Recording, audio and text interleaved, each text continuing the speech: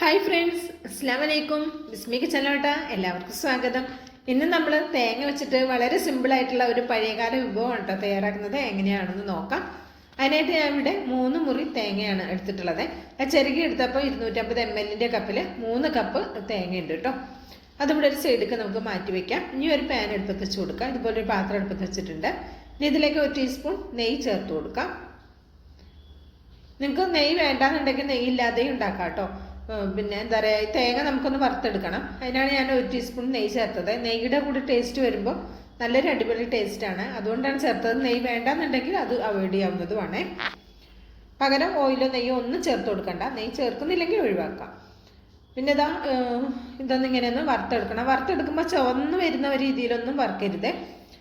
Just ഇതിൽ ആ ഒരു എന്താ പറയുക, ആ പച്ച ചുവയുണ്ടല്ലോ തേങ്ങയുടെ, അതെല്ലാം ഒന്ന് പോകുവോളം മാത്രം ഒന്ന് വറുത്തെടുത്താൽ മതി. ഞാൻ ഹൈ ഫ്ലെയിമിൽ തന്നെ ഇട്ടിട്ട് ഒരു 3 മിനിറ്റോളം വറുത്തെടുക്കുന്നുണ്ട്. ഹൈ ഫ്ലെയിമിൽ തന്നെ കേട്ടോ. നിങ്ങളൊരു മീഡിയം ഫ്ലെയിമിലോ ചെറിയ ഫ്ലെയിമിലോ വെക്കുകയാണെങ്കിൽ ഒരു 5 മിനിറ്റ് 6 മിനിറ്റ് ഒക്കെ വറുത്തെടുക്കണം.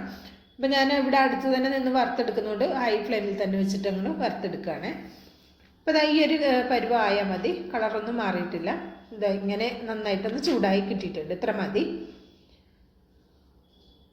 ഇനി നമുക്ക് ഇതിലേക്ക് വേണ്ടത് ശർക്കരയാണ് കേട്ടോ. അപ്പം ഞാൻ ഇതിലേക്കൊന്ന് ശർക്കര മെൽറ്റ് ചെയ്യാൻ വേണ്ടിയിട്ട് വെക്കുന്നുണ്ട്. 3 കട്ട ശർക്കരയാണ് എടുത്തിട്ടുള്ളത്. ഇതിലേക്ക് ഞാൻ 250 ml കപ്പിൽ 1 കപ്പ് വെള്ളം ചേർത്ത് കൊടുത്തിട്ടതൊന്ന് മെൽറ്റാക്കി എടുക്കുന്നുണ്ട്. ശർക്കര ഇവിടെ മെൽറ്റായിട്ടുണ്ട്. ഇത് നമുക്ക് അടുപ്പത്തൊന്ന് മാറ്റി വയ്ക്കാം. പിന്നെ നമുക്ക് വേണ്ടത് കടലയാണ്. നമ്മളിവിടെ കടലയെന്ന് പറയും. ഇത് പീനട്ട്, ഇതിന് കപ്പലുണ്ട് കേട്ടോ. അപ്പോൾ ഇത് പിന്നെ ഒന്ന് ക്രഷ് ചെയ്തെടുക്കുന്നുണ്ട്. വറുത്ത കപ്പലണ്ടിയാണ്, ഒന്ന് ക്രഷ് ചെയ്തെടുക്കുന്നുണ്ട്.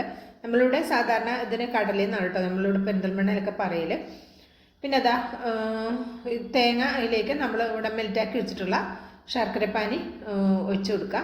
എന്നിട്ട് ഇത് നമുക്ക് നന്നായിട്ടൊന്ന് മിക്സാക്കി കൊടുക്കാം. ഇത് ഞാൻ ഹൈ ഫ്ലെയിമിൽ തന്നെ വെച്ചിട്ടൊന്ന് മിക്സ് ആക്കുന്നുണ്ട്. ഒരു 2 മിനിറ്റോളം ഇത് ഹൈ ഫ്ലെയിമിൽ വെച്ചിട്ട് മിക്സ് ആക്കിയതിന് ശേഷം ഫ്ലെയിം ഒന്ന് കുറക്കുക. ലോയിൽ വെക്കേണ്ട, മീഡിയത്തിൻ്റെ ലോയിൻ്റെയും ഇടയിൽ വെച്ചിട്ട് നമുക്കിതൊന്ന് കുക്കാക്കി എടുക്കണം. അപ്പോൾ ഇനി ഇതിലേക്ക് ഒരു 1/2 ടീസ്പൂൺ വരുന്ന ചെറിയ ജീരകത്തിൻ്റെ പൊടി ചേർത്ത് കൊടുത്തിട്ടുണ്ട്. ഇനി ഒരു 1/4 ടീസ്പൂൺ നെയ്യ് കൂടെ ചേർത്ത് കൊടുത്തിട്ടുണ്ട് കേട്ടോ. നെയ്യുടെ ഫ്ലേവർ ഇവിടെ എല്ലാവർക്കും ഇഷ്ടമായതുകൊണ്ടാണ് ഈ ഒരു സ്നാക്കിന് നമ്മൾ നെയ്യ് ചേർത്ത് കൊടുത്തിട്ടുള്ളത്. നിങ്ങൾക്ക് വേണ്ടെങ്കിൽ അവോയ്ഡ് ചെയ്യാവുന്നതുമാണ്. ഇനി ഈ എന്താ പറയുക, തേങ്ങയും ഇതെല്ലാം ഈ ശർക്കരയുടെ ആ മധുരം ഒന്ന് വലിച്ചെടുക്കുന്നത് വരെ കുറച്ച് നേരം ഒന്ന് കുക്ക് ചെയ്താൽ മതി. പിന്നെ നമ്മളിവിടെ പൊടിച്ച് വെച്ചിട്ടുള്ള കടല ചേർത്ത് കൊടുക്കുക. എന്നിട്ട് ഇതെല്ലാം പാട് നന്നായിട്ടൊന്ന് മിക്സാക്കി കൊടുക്കുക. ഫ്ലെയിം ഒരു മീഡിയത്തിൻ്റെയും ലോവിൻ്റെയും ഇടയിൽ വെച്ചാൽ മതി കേട്ടോ. വളരെ സിമ്പിളായി ചെയ്തെടുക്കാവുന്ന നല്ല ടേസ്റ്റിയായ സ്നാക്കാണ്. ഇപ്പോൾ തേങ്ങയൊക്കെ നമ്മൾ വറുത്ത് എടുത്തതുകൊണ്ട് നമുക്കിത് കുറേ ദിവസം പുറത്താണെങ്കിലും സൂക്ഷിക്കാൻ പറ്റും. ഇതൊരു കുപ്പിയിലൊക്കെ ഇതിങ്ങനെ ഉണ്ടാക്കിയിട്ട് അടിച്ചു വെച്ച് കഴിഞ്ഞാൽ കുട്ടികൾക്കൊക്കെ സ്കൂളൊക്കെ വിട്ടാനായില്ലേ. അപ്പോൾ കുറച്ച് ദിവസത്തിന് സ്കൂൾ വിട്ടല്ലേ, അപ്പോൾ കുട്ടികൾക്ക് മിഠായിക്ക് ഓരോക്കെ കൊടുക്കാം, സ്നാക്കായിട്ട് കൊടുക്കാം. അവർക്ക് വെറുതെ എങ്ങനെ എടുത്ത് കഴിക്കാനും നല്ലതാണ്. അപ്പോൾ തേങ്ങയൊക്കെ കയ്യിലുണ്ടെങ്കിൽ പെട്ടെന്ന് തയ്യാറാക്കി വെച്ചോ കേട്ടോ. അപ്പോൾ ഇതിൻ്റെ ചൂടൊക്കെ ആറിയിട്ടുണ്ട്. ഇത്രയും മതി കേട്ടോ. അതിൻ്റെ ആ ശർക്കരയുടെ ആ വെള്ളമൊക്കെ ഒന്ന് വറ്റി വന്നാൽ നമുക്ക് ഓഫാക്കാം. എന്നിട്ട് ഇതൊരു ചെറിയ ചൂടോടുകൂടിയാണ് നമ്മൾ ഉരുട്ടിയെടുക്കേണ്ടത്. നിങ്ങൾക്ക് എത്ര വലിപ്പം വേണം അതിനനുസരിച്ച് ഉരുട്ടിയെടുക്കാം കേട്ടോ. ഞാൻ കുറച്ച് അത്യാവശ്യം ചെറിയ വലിപ്പത്തിലാണ് ഉരുട്ടിയെടുക്കുന്നത്. നമുക്ക് ഇതിലും ചെറുത് മതിയെങ്കിൽ അങ്ങനെ ആക്കാം കേട്ടോ. ഇപ്പം നമ്മൾ ആ തേങ്ങയൊക്കെ വറുത്തതുകൊണ്ട് അതിൽ നിന്ന് ഇറങ്ങി വന്നിട്ടുള്ള കുറച്ച് എണ്ണയും കൂടി ഉണ്ട്. അപ്പം നിങ്ങൾക്ക് നെയ്യ് വേണ്ടെങ്കിൽ അത് അവോയ്ഡ് ചെയ്യാം കേട്ടോ. ഈ ഒരു വലിപ്പത്തിൽ ഞാനൊന്ന് ഉരുട്ടിയെടുക്കുന്നുണ്ട്.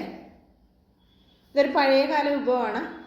ഞങ്ങളൊക്കെ ചെറിയ കുട്ടികളായിരുന്നപ്പോൾ സ്കൂൾക്ക് പോകുമ്പോഴൊക്കെ ഇത് കടകളിലൊക്കെ ഉണ്ടാവും, ഈ തേങ്ങ ഉണ്ട. അപ്പോൾ ഇപ്പോഴും ഇത് കാണലൊക്കെ കുറവാണ്. ഇപ്പം നമ്മൾ ഉണ്ടാക്കിയെങ്കിൽ തന്നെ ഉണ്ടാവുള്ളൂ. ഇപ്പോൾ ഇപ്പോഴും ഇതൊക്കെ കിട്ടുന്നുണ്ടെങ്കിൽ നിങ്ങളൊന്ന് കമൻറ്റ് ചെയ്യണം കേട്ടോ. അപ്പോൾ ഇതേപോലെ നമുക്ക് ബാക്കിയുള്ളതെല്ലാം ഉരുട്ടിയെടുക്കാം. അപ്പോൾ അത് മുഴുവനും റെഡി ആയിട്ടുണ്ട്. ഇപ്പം ഞാൻ ഒരെണ്ണം പൊളിച്ച് കാണിച്ചു തരാം. നല്ല ടേസ്റ്റി ആയിട്ടുള്ള ഒരു അടിപൊളി ആയിട്ടാണ്. പണ്ട് കാലത്ത് ഇത് നെയ്യൊന്നും ചേർക്കില്ല, അതുപോലെ കപ്പലണ്ടിയൊന്നും ചേർക്കില്ല, വെറും ശർക്കരയും തേങ്ങയും മാത്രമായിരിക്കും. ഈ ജീരകമൊന്നും ചേർക്കാറില്ല. ഇപ്പം നമ്മൾ കുറച്ചുകൂടി വെറൈറ്റി ആക്കി ചെയ്തതാണ്. ഇഷ്ടമായിട്ടുണ്ടെങ്കിൽ തീർച്ചയായിട്ടും ട്രൈ ചെയ്ത് നോക്കുക. അഭിപ്രായം അറിയിക്കുക, ലൈക്കും ചെയ്യുക കേട്ടോ.